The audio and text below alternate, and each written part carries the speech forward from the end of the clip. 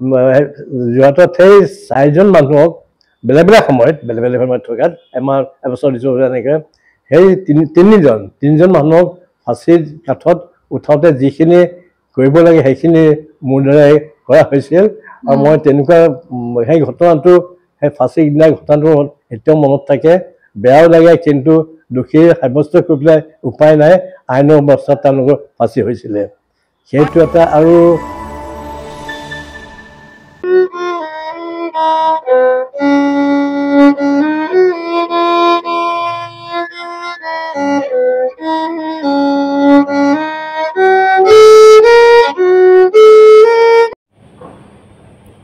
কৰ্মময় জীৱনৰ বহু অভিজ্ঞতাৰে পুষ্ট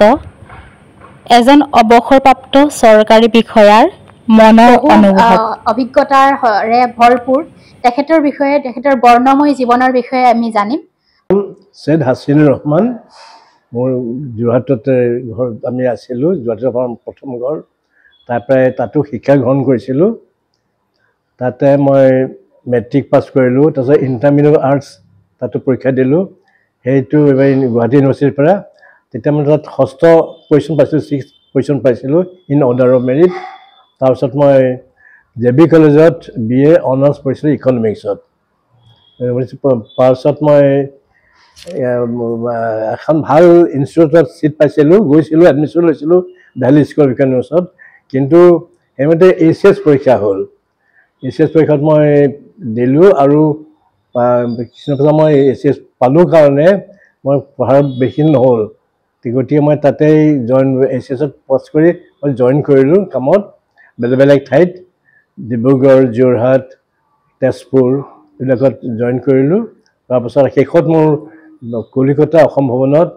মানজিক উপদেষ্টা টেট এডভাইজাৰ হিচাপে তাত মই নিযুক্তি পাইছিলোঁ আৰু তাতে মই অৱসৰ গ্ৰহণ কৰিলোঁ 62 চনত মোৰ তেজপুৰত পোষ্টিং হৈছিলে আৰু তেতিয়া আমাৰ চাইনিজ আক্ৰমণৰ যেটো ভয়াবহ ঘটনা তাতে হৈছে বিশেষকৈ আমি এইটো ফেচ কৰিছিলোঁ কিয়নো সেই সময়ত চাইনা বোমদিলাৰ অৰুণাচলৰ বোমদিলা পালেহি বুলি আপোনাৰ পালেহি অলৰেডি তেওঁলোকে এতিয়া আমাৰ অসমলৈ আহে বুলি তেতিয়া আমাৰ সেইটো ডাঙৰ সম্বন্ধ হৈছিল সেই 1962 চনৰ সেই চনৰ দিনকেইটা য'ত মানে আমাৰ বিশেষকৈ তেজপুৰত সেইটো বেলেগ আলোড়নৰ সৃষ্টি হৈছিল কাৰণ মানুহ ভয় খাইছিলে আৰু বহুত মানুহ তেজপুৰৰ পৰা বাহিৰ ঠাইলৈ গৈছিলে আৰু মই সেই মত এটা আগতে তেজপুৰৰ যিটো ঘটনা হোৱাৰ আগতে চাইনিজ এগ্ৰেশ্যনৰ আগতে বমদিলা হোৱাৰ আগতে মই মোক নেশ্যনেল ডিফেন্স ফাণ্ড এটা খুলিছিলে সেই ফাণ্ডত মানে মই তেজপুৰত মোকো দায়িত্ব দিছে কমিশ্যনাৰ চাহেবে গতিকে সেই ফাণ্ডটো মোৰ তাত টকা পইচা এইবিলাক যিবিলাক আছিলে সেইবিলাক মোৰ দায়িত্বত আছিলে যেতিয়া শুনিলোঁ তেওঁলোকে আহিলে তেতিয়া আমাৰ প্ৰায়বিলাক মানুহে গ'ল চাৰ্কিট হাউচত আমি মুঠতে প্ৰায় 7-8 গৰাকী অফিচাৰ আমি আছিলোঁ আৰু মোৰ স্বাৰ্থৰ কাৰণে সেই নেশ্যনেল ফাণ্ডৰ টকাবিলাক তাতে আছিলে আমি কৰি থৈছিলোঁ গতিকে সেই দিনটো মানে কেতিয়াও পাহৰিব নোৱাৰি 1922 চনৰ চীনৰ আক্ৰমণৰ বোমদিলা পোৱাটোৰ আৰু তাৰ পৰৱৰ্তী যিখিনি অৱস্থা হৈছিলে এইটো মানে মোৰ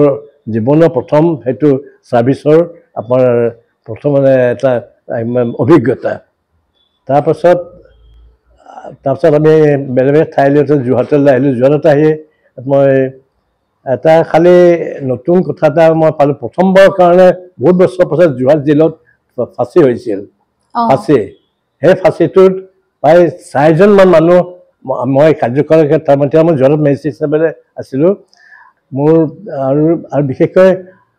আছু এজিটেশ্যনত বিশেষকৈ আমাৰ আমি বিশেষকৈ আইনৰ ব্যৱস্থা চাৰ্জত আছিলোঁ গতিকে সেইটো এটা ডাঙৰ আমাৰ অভিজ্ঞতা কিন্তু খুব ভালকৈ যদিও হৈ গৈছে খুব ভালকৈ তেওঁলোকে পাইছে কিন্তু তেনেকুৱা ডাঙৰ ঘটনা হৈ যোৱা নাই কিন্তু তেওঁলোক জড়িত হৈছিলোঁ আমাৰ বিশেষ আইন শৃংখলাত আৰু তাৰপিছত মোৰ আটাইতকৈ অলপ বিশেষ কলিকতা অসম ভৱনত সেইটোত আপুনি জানে যে ASL ক্লাব এইটো বিখ্যাত তাৰ মই সভাপতি আছিলোঁ আৰু সেই সময়ত বহুত কালচাৰেল অনুষ্ঠান হৈছিলে বহুত মানুহ আহিছিলে তালৈ বেলেগ আমি প্ৰত্যেক মাহতে মিটিং পাতোঁ আৰু কলিকতা সাহিত্য চৰা এটা মিটিং হৈছিলে এই দুটা অনুষ্ঠান কলিকতাৰ আমাৰ অসমৰ মাজত বিশেষকৈ কালচাৰেল সংস্কৃতিৰ ক্ষেত্ৰত ডাঙৰ এটা যোগাযোগ হৈছিলে সেই আজি মই তাত 4 বছৰ আছিলোঁ সেইখিনি পাৰিব নে কলিকতাত তেনেকুৱা বহুত শিক্ষিত মানুহ ভাইচ চেঞ্চেলাৰ পৰা আৰম্ভ কৰি এক্ট্ৰেছলৈকে আৰম্ভ কৰি আটাইতকৈ ডাঙৰ মোৰ নিজৰ পাৰ্চনেল ভাল পালোঁ এটা কথা মোৰ বিশেষ মাদাৰ টেৰেছাৰ লগত খুব ভাল ঘনিষ্ঠ হৈছিলে মাদাৰ টেৰেছা আমি তেওঁলোকক মাদাৰ টেৰেছাক আমি কলিকতাৰ অসম হাউচলৈ মাতিছিলোঁ তেখেত আহিলে আৰু সেইখন সময়ত আমাৰ অসমৰ প্ৰায়বিলাক মন্ত্ৰীও গৈছিলে এখন খুব ডাঙৰ মিটিং হৈছিলে সেই মিটিংখনত তেখেতৰ লগত কথা পতা আৰু মোৰ আগৰ চিনাকি হৈছে তেখেত মোৰ আগতেও চিনাকি আছে সেই যিটো আমাৰ আলাপ আলোচনা হৈছিলে সেই মিটিংখনত বৰ সুন্দৰ মিটিং হৈছিলে গতিকে সেই তাত দিনটো মই স্মৰণীয় দিন বহুত মানুহ তাত গৈছিলে বহুতকে লগ পালোঁ অসমীয়া মানুহ আহিছিলে সেইটো মোৰ ডাঙৰ স্মৰণীয় দিন সেইটো এটা মাদাৰ টেৰেছাৰ লগত সম্বন্ধ আৰু নিজৰ কিছুমান এইখিনিয়েই মানে মোৰ ছাৰ্ভিচ কেৰিয়াৰ অভিজ্ঞতা হ'ল মাদাৰ টেৰেছাক লগ পোৱাৰ পৰা ফাঁচি কাঠত ব্যক্তিক ওলমোৱালৈকে এতিয়া নতুন প্ৰজন্মসকলে এনেদৰে ডাঙৰ ডাঙৰ চাকৰিৰ কাৰণে আগবাঢ়ি অহা প্ৰজন্মসকলক উদ্দেশ্য কৰি কি ক'ব যে অকল মেধা হ'লে হ'ব নে দক্ষ হ'ব লাগিব বা কেনেদৰে দক্ষ হ'ব লাগিব কম্পিউটাৰ চায়েন্স ডাটা এইবিলাক নতুন ফিল্ড ওলাইছে আৰু ডাক্তৰৰ ক্ষেত্ৰতো যথেষ্টখিনি আগবাঢ়িছে ইঞ্জিনিয়াৰিং ডাক্তৰ আৰু আমাৰ কিন্তু লগে লগে আমাৰ নিজৰ নৈতিকতাটো ভাল হ'ব লাগিব আমাৰ এইটো ডাঙৰ কথা আমাৰ নৈতিকতাটো আৰু আমাৰ বিশেষকৈ উঠি অহা ল'ৰাবিলাকৰ বিশেষ প্ৰথম ফৰ্মেশ্যন অফ কেৰেক্টাৰ এইটো এটা ডাঙৰ কথা মাক দেউতাকসকলে প্ৰথমতে যদি ভাল সন্তান কৰিছে আমাৰ প্ৰথমতে তেওঁলোকৰ কেৰেক্টাৰ ইনফৰ্মেশ্যনটো মাক দেউতাক ভালকৈ কৰিব লাগিব অকল পঢ়িলেই নহ'ব ভাল এজন নাগৰিক হ'ব লাগিব আৰু ভাল ভাল চৰিত্ৰবান মানুহ হ'ব লাগিব আৰু তাৰ বহুতখিনি সুবিধা দিছে চৰকাৰে নিশ্চয় তেওঁলোকে এইটো উপভোগ কৰক আৰু বেলেগ বেলেগ ছাবজেক্ট ওলাইছে বহুত মানে বাহিৰলৈও গৈছে এতিয়া এয়াৰস্পেচতো নতুন নতুন চাকৰি ওলাইছে ডাটা স্পেচৰ চাকৰি ওলাইছে গতিকে এইবিলাক এটা বহুতখিনি কিন্তু অলপ ফাউণ্ডেশ্যনটো লাগিব আৰু বহল মনটো ভৰ হ'ব লাগে ভিত্তিটো কোন আমাৰ যিটো আছে আমাৰ প্ৰত্যেকে মই ইচ্ছা কৰোঁ আমাৰ উঠি অহা প্ৰজন্মই এটা কথা জনা উচিত যে আমাৰ ভাৰতবৰ্ষৰ গোটেই পৃথিৱীখনে এটা একতাটো লাগিব ইউনিটি ইন ডাইভাৰ্চিটি এই কথাটো আমাৰ মানুহে চবেই জানিব লাগিব বিশেষকৈ ষ্টুডেণ্টসকলে আমাৰ দেউতাক মাকসকলে দেখিব লাগিব যে আমাৰ বৈচিত্ৰতাৰ মাজত আমাৰ একতা এটা আছে এই কথাটো শিকিব লাগিব জানিব লাগিব হয় আপুনি আজিৰ পৰা বহুত বছৰ আগতে যোৰহাটৰ ভিতৰুৱা অঞ্চলৰ পৰা গৈও পদস্থ বিষয়া হিচাপে অৱসৰ ল'লে বা তাত চাকৰি কৰিলে বিচিত্ৰ জীৱন কিন্তু আজিৰ আমাৰ অসমীয়া যুৱক যুৱতীসকলে চেন্ট্ৰেল গভৰ্ণমেণ্টৰ চাকৰিৰ ক্ষেত্ৰত কিয় পিছ পৰি আছে এই কথাটোৰ কাৰণ কি বুলি আপুনি অনুভৱ কৰে আমাৰ প্ৰথমতে এতিয়া অলপ ভাল হৈছে কিন্তু আমাৰ প্ৰথমতে বহুতে চেন্ট্ৰেল চাৰ্ভিচ কিনো সেইটো বহুতে নাজানিছিলে কি ছাবজেক্ট কৰিব লাগিব কেনে কৰিব লাগিব আৰু আমি পৰীক্ষা দিওঁতেও আপোনাৰ ধৰক মানে কোনো আজিকালি নতুন চাইণ্টিফিক আৰু টেকনিকেল হ'ল বস্তুটো আৰু মানে এই ছাবজেক্ট যিবিলাক ছাবজেক্ট সেই বিষয়ৰ আগতেই জানিব লাগিব আজিকালি IAS IPS যি ফৰেন এনি চেন্ট্ৰেল চাৰ্ভিচ জানিলে হ'লে আপোনাৰ বেলেগ বেলেগ ছাবজেক্টত সৰুৰে পৰা আসন কৰিব লাগিব আৰু মই কওঁ যদি উঠিলে নিউজ পেপাৰ পঢ়াটো বাতৰি কাকত অকল এখনেই নহয় বাতৰি কাকত পঢ়া আৰু কিতাপ পঢ়া আৰু কিতাপৰ বেলেগ কিতাপ পঢ়িবই লাগিব জানিব লাগিব কাৰণ আজিকালি কিতাপ নাজানে আৰু ছায়েন্সৰো জানিব লাগিব ভূগোল জানিব লাগিব হিষ্ট্ৰী জানিব লাগিব বিশাল আজিকালি খুব টান হ'ল গতিকে যদি আপুনি BA পাছ কৰি MA পাছ কৰি যদি মই পঢ়োঁ বুলি ক'লোঁ সেইটো নহ'ব ক্লাছ 9-10 পৰাই অলপ পঢ়াৰ হেৰিটো বহল কৰিব লাগিব ইংলিছ হওক হিষ্ট্ৰী ছায়েন্স জিঅ'গ্ৰাফী আৰু গোটেই পৃথিৱীৰ বস্তু এতিয়া আমাৰ অসমৰ ভিতৰতে ভাৰতত বহুত জানিবলগীয়া কথা আছে ভাৰতৰ আৰ্কিটেকচাৰ কথা জানিব লাগিব ভাৰতৰ নদ নদীৰ কথা জানিব লাগিব ভাৰতৰ প্ৰত্যেকটো উপজাতি জাতিৰ তেওঁলোকৰ কালচাৰটো জানিব লাগিব তেওঁলোকৰ হিষ্ট্ৰী জানিব লাগিব আৰু তাৰপৰি নিজৰ ছাবজেক্টৰ ওপৰত যিকেইটা ছাবজেক্টত দিব সেইকেইটা থ'ৰ নলেজ থাকিব লাগিব কাৰণ ছাবজেক্ট এটা নিজৰ চইচ কৰি দিয়ে ছাবজেক্টকেইটা পৰীক্ষা কৰিবলৈ নিজৰ চইচৰ মতে গতিকে সেই ছাবজেক্টকেইটা ভালকৈ পঢ়িব লাগিব আৰু আজিকালি কোচিঙৰ বাহিৰে নহয় এতিয়া কোচিংটো ডাঙৰ এটা সময় চবেই কোচিং এফৰ্ড কৰিব নোৱাৰে কিন্তু কোচিং এটা এইটো দৰকাৰ হৈ পৰিছে কাৰণ মেথডটো তেওঁলোকে জানে ভাল কোচিং চেণ্টাৰ ওলাইছে আজিকালি ইণ্ডিয়াত খুব ভাল চেণ্টাৰ ওলাইছে তেওঁলোকে অলপ প্ৰিলিমিনাৰী সেইটো তেওঁলোকৰ পৰা জানিলে ভাল হ'ব, তেনেকুৱা অলপ লাগে। আৰু ছাবজেক্ট দৌৰ নিগনি দৌৰত সকলোৱে দৌৰিছে, আপুনি যি সময়ত কৰ্মক্ষেত্ৰখনত জঁপিয়াই পৰিছিলে সেই সময়ত আৰু বৰ্তমানৰ সময়ত প্ৰতিযোগিতা আৰু পাৰ্থক্য কোনখিনিত, যে কৰ্মসংস্থাপনৰ প্ৰতিযোগিতাৰ কথা সুধিব গৈছো। আমি বহুত দিনৰ আগতে দিছিলোঁ, আমাৰ যেতিয়া আমাৰ 1965 চনত দিয়া, সেই সময়ত পৰীক্ষা আপোনাৰ ইমান জটিল নাছিল, তেনে সমস্যাও নাছিল, কিন্তু এতিয়া প্ৰখৰ হৈ গ'ল। আপোনাৰ গোটেই পৃথিৱীখনৰ কথাই জানিবলগীয়া হৈছে এতিয়া। গতিকে সেই আগতে আপোনাৰ লিমিটেড আছিলে অলপ, জেনেৰেল নলেজৰ পেপাৰ এখন বা ইংলিছৰ পেপাৰ এখন, এতিয়া জেনেৰেল নলেজৰ পেপাৰ এখন আপোনাৰ এজন মানুহে এজন মানুহে হয়তো এতিয়া বৰ্তমান কৰিব নোৱাৰিব পাৰে, কাৰণ গোটেই চিষ্টেমটোৱে চেঞ্জ হৈ গৈছে। গতিকে কুৱেশ্যন পেপাৰো সেইটো চেঞ্জ হৈছে। গতিকে সেই যিবিলাক আমাৰ এতিয়া ট্ৰেডিশ্যন হৈছে, অন্ততঃ আজি 15 বছৰৰ পৰা যিবিলাক চেঞ্জ হৈছে, সেই চেঞ্জটো 15 বছৰ পৰা হৈছে বা 10 বছৰ হৈছে। এই চেঞ্জটোৰ যি পেটাৰ্ণ, পৰীক্ষাৰ প্ৰশ্ন পেটাৰ্ণ, সেইটো এডজাষ্ট কৰি আপোনাৰ পঢ়িব লাগিব, ষ্টাডি কৰিব। এতিয়া আমাৰ চিলেবাছৰ পাঠ্যক্ৰমৰ যিবিলাক বিষয়বস্তু, সেইবিলাক পঢ়িলে যিখিনি ব্ৰিটিছে প্ৰৱৰ্তন কৰা পাঠ্যক্ৰম চিলেবাছ পঢ়ি থকা হৈছিলে, সেইখিনিয়ে প্ৰকৃত মানুহ এজন গঢ়ি নুতুলে বুলি বহুতে মত পোষণ কৰে। এই সন্দৰ্ভত আপুনিও সেইখিনি পাঠ্যক্ৰম পঢ়ি আহিয়ে এতিয়া চাকৰি কৰিও অৱসৰ গ্ৰহণ কৰিলে, আপুনি কি ক'ব এই বিষয়ে? মই এটা কথা কওঁ, মই সেইকাৰণে কৈছোঁ, আপোনাৰ আটাইতকৈ ডাঙৰ দায়িত্ব আমাৰ এতিয়া এটা আহি পৰিছে। মই বুজিছোঁ, মোৰ যিটো কয় মাক দেউতাকৰ দায়িত্বটো সাংঘাতিক দায়িত্ব আছে। এতিয়া প্ৰথমতে স্কুলৰ শিক্ষা, মোৰ মতে স্কুলৰ শিক্ষক নেক্সটত প্ৰথমে মাক দেউতাকৰ মানে শিক্ষাটো লাগিব। আৰু তেওঁলোকৰ মাক দেউতাক যিটো আগৰ আমাৰ মানুহৰ এতিয়া কোনো তেওঁলোকৰ ভাল চবেই জানে, গতিকে প্ৰকৃত শিক্ষা, ধৰ্মনো কি, আমাৰ সমাজখন কি, আমাৰ সঁচা দায়িত্বটো কি, এই দায়িত্ববিলাক আমাৰ প্ৰথমতে দেউতাকসকলে শিকাব লাগিব। আপুনি যদি 5 বছৰ 7 বছৰ এটাক যদি ভালকৈ মাত্ৰ আপোনাৰ 2 বছৰ 3 বছৰ আপোনাৰ ল'ৰা ছোৱালীক ভালকৈ এটা শিক্ষা দিয়ক, তেওঁৰ আইডিয়া সদায় চেঞ্জ হ'ব নোৱাৰে, শিকি গ'লে এইটো ডাঙৰ কথা। মই এইটোৱে দেখিছোঁ যে আমাকো সৰুতে মা দেউতাই স্কুল টিচাৰে যিমান কথা শিকাইছিলে, সেই কথাটো আমাৰ মনত থাকি গ'ল। যেতিয়া এবাৰ যে থাকি গ'ল, যদি সেইটো সোমাই যায়, সেই তাক আন মানুহে কোনো মাক দেউতাকে দিয়া সংস্কাৰৰ শিক্ষা, সেইটো ডাঙৰ কথা। মাক দেউতাকৰ পাছত, মোৰ মতে মাক দেউতাক ফাৰ্ষ্ট, পাছত শিক্ষক হ'ব। শিক্ষাটো বৰ ডাঙৰ কথা। হয়, আপোনাৰ লগত কথা পাতি গম পালো যে আপুনি যথেষ্ট সচেতন ব্যক্তি, সমাজ সচেতন ব্যক্তি। এই হিচাপে আপুনি বহু দায়িত্বপূৰ্ণ কাম কাজো কৰি আহিলে চৰকাৰীভাৱে, কিন্তু আপুনি এতিয়া এই বয়সত উপনীত হৈ আপুনি কি অনুভৱ কৰে যে আপুনি সমাজখনলৈ যিখিনি অৰিহণা আগবঢ়াব বিচাৰিছিলে প্ৰকৃত অৰ্থত, সেইখিনি আপুনি দিব পাৰিলে নে? মই যিখিনি মোৰ কাৰ্যকালত মই ব্লকতো আছিলোঁ, মই খণ্ডন ব্লকতো আছোঁ, সেই সময়ত মই মানুহৰ লগত কাম কৰি যথেষ্টখিনি ভাল পালোঁ। আৰু তেওঁলোকৰ যিটো নেট, কোনবিলাক মানুহে তাৰ যিটো নেট, আমাৰ বহুত মানুহ আছে, গাঁৱৰ ভিতৰত দুখীয়া মানুহ বহুত আছে। আমাৰ এতিয়াও আমাৰ দৰিদ্ৰতা এৰাই যোৱা নাই, খেতিয়কসকলৰ এতিয়া তেওঁ যেনেকুৱা পাব লাগে সেইটো হোৱা নাই। সেইসকলৰ ওপৰত মই ব্লকত থাকোঁতে মোৰ চাৰ্ভিছতো আমি কিন্তু সেইসকলৰ ওপৰত তেওঁলোকৰ মোৰ অসহায় হিচাপে আহে, তেওঁলোকৰ বেছি টকা ধন পইচা মোৰ অসহায় হিচাপে আপোনাৰ ওচৰলৈ আহে। আপুনি সেই মানুহজনক যদি তেওঁৰ দুখটো আপুনি বুজিব লাগিব।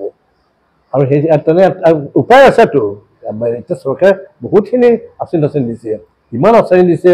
এতিয়া মানে সেইবিলাক অতি খুব ভাল আঁচনি, পঢ়াৰ পৰা ওপৰলৈকে। গতিকে এজন মানুহে অফিচাৰ এজনেও কাম কৰিলেও সেইবিলাক কথা চব জানিব লাগিব, আৰু সেইবিলাকক লৈ পেলাই সহায় কৰিব নিজে পাৰে। তেওঁ এজন অফিচাৰ যথেষ্ট পাৱাৰ আছে, যথেষ্ট পাৰে, সেইখিনি লৈ পেলাই তেওঁ তেনেকুৱা কৰিব লাগে। আৰু আমাৰ যিবিলাক আঁচনি আছে নহয়, খুব ভাল আঁচনি, সেইখিনি এতিয়া আমাৰ কিন্তু সিমান নাছিলে, এতিয়া আঁচনি বহুত হৈছে। এই আঁচনিবিলাক আমাৰ বিষয়া কৰিলে খুব নিস্বাৰ্থভাৱে কাম কৰি সকলো যথেষ্ট সুবিধা আছে। সেই সুবিধাখিনি মই থাকোঁতে অন্ততঃ মই যিখিনি সুবিধা আমি দিছিলোঁ। কিন্তু পৰামৰ্শ কি আগবঢ়াব নতুনক? মই কৈছোঁ, আমাৰ নতুন তেওঁলোকে ভাল শিক্ষা লওক, প্ৰথমতে ভাল শিক্ষা ঘৰতো ল'ব পাৰে, আৰু মানে নিজৰ আৰু নিজৰ জ্ঞান বৃদ্ধি কৰক জ্ঞান বৃদ্ধি কৰাটো নিজে এটা বাকী সেইটো আমাৰ ফাউণ্ডেশ্যনটো ক্ৰিয়েট কৰিব লাগিব নিজৰ ছাত্ৰজনে বা আমাৰ উঠি অহা দুজনে আৰু তাৰপিছত পঢ়া এতিয়া আপোনাৰ ইমানখিনি বিশেষকৈ হৈছে বিশেষকৈ মই কৈছোঁ কিতাপ পঢ়িব লাগিব আমাৰ এতিয়া কিতাপ নাই এতিয়া ধৰক আপোনাৰ টলষ্টয়ৰ বা শ্বেক্সপিয়াৰৰ বা আপোনাৰ আমাৰ মহাত্মা গান্ধীৰ বিষয়ে যিবিলাক অতঃ ওলাইছে যিবিলাক এইবিলাকো আমাৰ জানিব লাগিব আৰু আমাৰ প্ৰথমতে নিজৰ ঘৰখনৰ আশে পাশে যিটো আমাৰ কালচাৰ সমাজৰ যিটো কালচাৰ ইণ্ডিয়ান হিষ্ট্ৰী এইখিনি আমি জানিব লাগিব মই চৰকাৰী কাৰ্যৰ পৰা অৱসৰ হোৱাৰ পাছত কেইবাটাও সামাজিক অনুষ্ঠানত মই জড়িত হৈ পৰোঁ এটাই কথা মোৰ মনত আছে এইটো বিশেষকৈ মোৰ অসম সাহিত্য সভাৰ লগত কিছুদিন মই জড়িত হৈ আছিলোঁ আৰু ইয়াৰ ফলতে বিশেষকৈ 2014 চনত অনুষ্ঠিত হোৱা আমাৰ বিশেষ এখন সন্মিলন হৈছিলে সেইখন আছিলে অসম সাহিত্য সভাৰ 8ম বিশেষ বাৰ্ষিক অধিৱেশন সেইখনত মই অভ্যৰ্থনা সমিতিৰ সভাপতি আছিলোঁ আৰু এই সুযোগতে তাৰ পাছত আমাৰ এটা NGO আছিল এই NGOটো বিশেষকৈ ছ'চিঅ' ইকনমিক ডেভেলপমেণ্ট অৰ্গেনাইজেশ্যন এইটো ইয়াৰ নাম আছিলে আৰু এইটো আমাৰ বিশেষকৈ আমাৰ প্ৰমূল্যবোধ আৰু সংস্কৃতিৰ ওপৰত প্ৰসাৰ কৰা তাৰ প্ৰয়োজনীয়তা এই বিষয়ত আমাৰ কেন্দ্ৰ চৰকাৰৰ পৰা আমি অনুমতি পাইছিলোঁ বিশেষকৈ আঁচনি ৰূপায়ণ কৰিবৰ কাৰণে এই আঁচনিখন আমি সুন্দৰভাৱে ৰূপায়ণ কৰিছিলোঁ আৰু এই সংক্ৰান্তত আমি 14খন পুথি পাব্লিছ কৰিছিলোঁ আৰু আমাৰ ইয়াত বিশেষকৈ বহুত ভাল লেখক আছিলে আৰু যিবোৰ ৰিচোৰ্চ পাৰ্চন আছিল তেওঁলোকৰ লগত আছিলে আমাৰ ডক্টৰ মহম্মদ তাহিৰ অশোক গোস্বামী অৱনী ভাগৱতী বিশেষকৈ আৰু কিবা বিজ্ঞ লোক আছিলে আমাক এইটোৰ পৰাই আমি 6 বছৰ আমাৰ এই কেন্দ্ৰই আমাক এখন কৰিবলৈ দিছিলে আৰু ইয়াৰ কাৰণে আমি বহুতখিনি সহানুভূতি আমি পাইছিলোঁ আৰু বাহিৰৰ মানুহকে এইটো যথেষ্ট প্ৰশংসা কৰিছে পাঞ্জাৱৰ যিটো আমাৰ ছিনিয়ৰ চিটিজেন এই পাঞ্জাৱী ছিনিয়ৰ চিটিজেনৰ মানে যিখন আমাৰ সংবিধান সেইখন ড্ৰাফ্টটো মই কৰিছিলোঁ আৰু আমাৰ লগত পাছত আমাৰ এই ড্ৰাফ্টটো আমাৰ সকলোৱে অনুমোদন কৰে ইয়াৰ পাছত আমাৰ গুৱাহাটী ছিনিয়ৰ চিটিজেন হয় আৰু আমাৰ আৰু এটা সংঘ আছে retired senior civil ACS officers এই আপোনাৰ অৱসৰপ্ৰাপ্ত ছিনিয়ৰ ACSসকলৰ যিটো আমাৰ এছ'চিয়েশ্যন আছে এইখন যথেষ্ট উচ্চখাপৰ আপোনাৰ আলোচনা হয় বিশেষকৈ ভাল আৰ্টিকেল হয় আৰু ইয়াতো আমি জড়িত হৈ আছিলোঁ আমাৰ সাহিত্য সভাই বিশেষকৈ মোক কাৰ্যনিৰ্বাহী আপোনাৰ 2015-17 চনৰ তেওঁলোকৰ তাৰিখে অনুষ্ঠিত হোৱা কাৰ্যনিৰ্বাহী সমিতিৰ 6ষ্ঠ পূৰ্ণাংগ অধিৱেশনৰ সিদ্ধান্তক্ৰমে মোক আজীৱন সভ্যৰ ৰূপে স্বীকৃতি প্ৰদান কৰে অসম সাহিত্য সভাই এটা সভাপতি মই ভাষণ দিছিলোঁ এই ভাষণটো 16 পৃষ্ঠা জোৰা আছিল আৰু এইটো প্ৰিণ্ট কৰা হৈছিলে গতিকে এইখিনি বহুত ৰাইজে এইটো ভালেই পাইছিলে মই তাৰ কাৰণে সেইকাৰণে আনন্দ এটা ডাঙৰ স্মৃতি এইটো মোৰ কাৰণে অৱসৰ হোৱাৰ পাছত এতিয়াও বহুখিনি আমি আগবাঢ়ি আছোঁ আৰু আমাৰ বিশেষকৈ আৰু এটা আমাৰ ডাঙৰ অনুষ্ঠান এটা আছিলে আমাৰ নাৰ্ছিঙৰ এটা আমাৰ ইমদাদিয়া নাৰ্ছিং হস্পিটেল বুলি কয় আমাৰ তাত নাৰ্ছিঙৰ শিক্ষা ট্ৰেইনিং স্কুল ইয়াত অন্ততঃ প্ৰায় 3000 ছাত্ৰীয়ে 1955 চনতে কৰা 1994 চনতে কৰা এই প্ৰতিষ্ঠানটোৰ ছোৱালীয়ে বহুতখিনি কাম পাইছে নাৰ্ছিঙৰ আৰু ইয়াৰ উদ্যোক্তা যিজন আছিল আপোনালোকে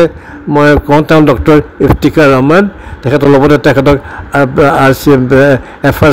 FRCP তেখেত উপাধিটো দলে ব্ৰিটিছত তেখেতৰ সেইটো আৰু তেওঁৰ অধ্যক্ষ মই অধ্যক্ষ আছিলোঁ আৰু তেখেত ডিৰেক্টৰ আছিলে আমি এইখিনি কৰি পেলাই আমাৰ সমাজৰ বেলেগ বেলেগ প্ৰতিষ্ঠানত গ্ৰহণ কৰিছোঁ আৰু আমাৰ আগবাঢ়ি গৈ আছোঁ এতিয়াও। বিশেষকৈ আমাৰ যিটো আমাৰ চিৰস্নেহী ভাষা জননী যিটো অসম সাহিত্যৰ লগত জড়িত হৈ থকা সেই কথাখিনি মোৰ মনত ৰাখি আৰু আমি আগবাঢ়ি যাম বুলি আশা কৰি আছোঁ। পঢ়িবলৈ কওঁ সময় পঢ়াটো বেছি কৰক। 5 ঘণ্টা 4 ঘণ্টা পঢ়িলে আজিকালি নহ'ব, 12 ঘণ্টা পঢ়িবই লাগিব। যিবিলাক আপুনি এতিয়া আজি আমাৰ ডাঙৰ পৰীক্ষা পাইছে, হৈছে চাইন্টিষ্ট হৈছে, স্পেচিয়েলিষ্ট হৈছে, তেওঁলোকৰ লাইফটো চাবচোন, তেওঁলোকৰ অথস্থ কষ্ট কৰি তেওঁলোকে গৈছে। গতিকে সেই ধৈৰ্য আৰু পঢ়াৰ সময়টো বঢ়াই দিয়ক। তাৰমানে সুবিধা ঢেৰ আছে, বুটলি ল'ব জানিব লাগিব। সেইটোৱে। ধন্যবাদ ছাৰ, আপোনাৰ লগত কথা পাতি বহুত কথাই জানিব পাৰিলোঁ। বহুত ভাল লাগিলে। যুৱ প্ৰজন্মলৈ আপুনি যিখিনি পৰামৰ্শ আগবঢ়ালে সেইখিনি শুনি নিতান্তই যুৱ প্ৰজন্ম উপকৃত হ'ব। ধন্যবাদ ছাৰ।